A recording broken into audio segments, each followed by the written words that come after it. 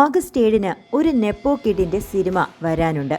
മലയാളത്തിലെ ഏറ്റവും വലിയ സൂപ്പർ സ്റ്റാർ മോഹൻലാലിന്റെ മകൾ വിസ്മയ മോഹൻലാലിന്റെ തുടക്കം എന്ന സിനിമ.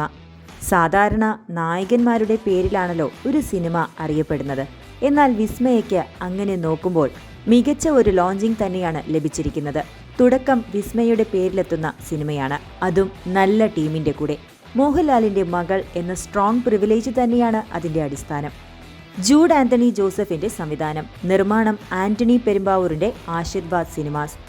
അച്ഛൻ, അതായത് സാക്ഷാൽ മോഹൻലാലും ഈ സിനിമയിൽ എത്തുന്നുണ്ട്, കാമിയോ അപ്പിയറൻസിൽ.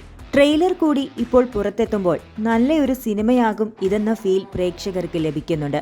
ട്രെയിലറിൽ ഒരു നോട്ടം കൊണ്ട് മോഹൻലാൽ തന്റെ സാന്നിധ്യവും അറിയിക്കുന്നുണ്ട്. എങ്ങനെയായിരിക്കും മോഹൻലാലിനെ മകളുടെ ഈ സിനിമയിൽ പ്ലേസ് ചെയ്തിരിക്കുന്നത് എന്നത് ഏവർക്കും കൗതുകമുള്ള ഒരു കാര്യം തന്നെയാണ്. ഒരു മലയോര ഗ്രാമത്തിന്റെ പശ്ചാത്തലത്തിലൂടെ അവതരിപ്പിക്കുന്ന ഒരു സാധാരണ ചിത്രം. എന്നാൽ ഈ സിനിമയിൽ സസ്പെൻസായി എന്തോ ഒളിച്ചിരിക്കുന്നുണ്ട്. അത് ട്രെയിലറിൽ നിന്ന് വ്യക്തവുമാണ്.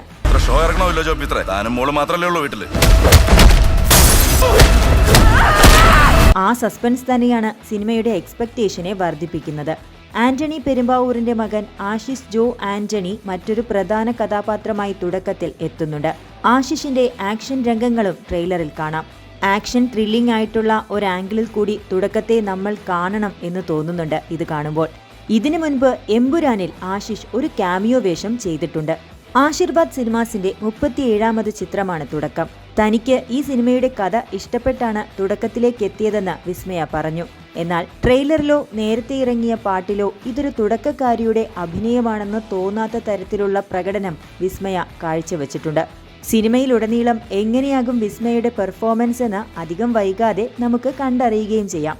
മലയാളികളുടെ പ്രിയങ്കരനായ മോഹൻലാലിന്റെയും യുവതാരമായി തന്റേതായ സ്ഥാനം പ്രേക്ഷക ഹൃദയങ്ങളിൽ നേടിയ സഹോദരൻ പ്രണവ് മോഹൻലാലിനും പിന്നാലെയാണ് വിസ്മയയുടെ സിനിമയിലേക്കുള്ള എൻട്രി.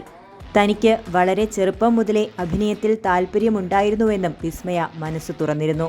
2018 ശേഷം ജൂഡ് ആന്റണിയുടേതായി പുറത്തെത്തുന്ന സിനിമയാണ് തുടക്കം. ഇതൊരു കൊച്ചു സിനിമയാണെന്ന് പറഞ്ഞു വയ്ക്കുമ്പോഴും ഒരുപാട് ഇൻട്രസ്റ്റിംഗ് ഫാക്ടേഴ്സ് കൊണ്ട് പ്രേക്ഷകർ കൗതുകത്തോടെ കാത്തിരിക്കുന്ന ഒരു സിനിമ കൂടിയാണ് തുടക്കം.